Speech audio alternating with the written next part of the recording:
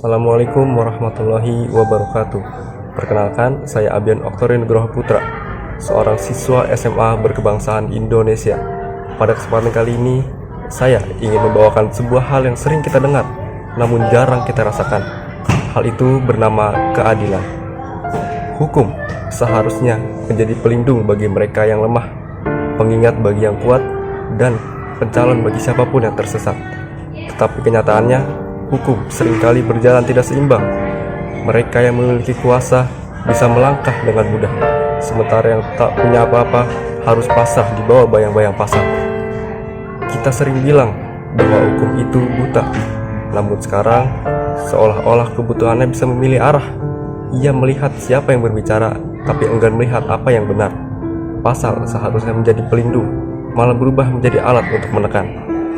Padahal hukum bukan hanya soal aturan, tetapi makna satu kebenaran. Tanpa keadilan, hukum hanyalah tulisan tanpa arti.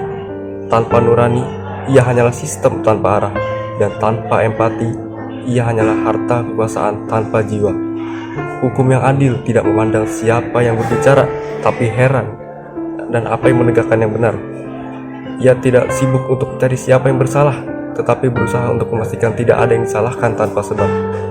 Kita tidak butuh hukum yang keras, kita butuh hukum yang tegas dan berperi kemanusiaan. Tegas dalam menegakkan kebenaran dan manusiawi dalam memberi keputusan.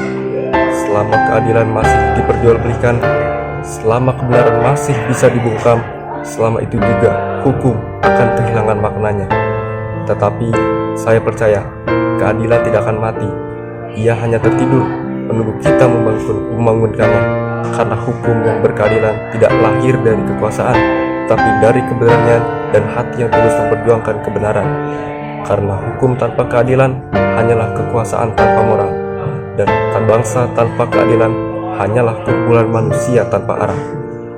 Mungkin kita tidak bisa mengubah segalanya dalam satu hari, tetapi kita bisa memulai dari diri sendiri dengan bersikap jujur, adil, dan berani.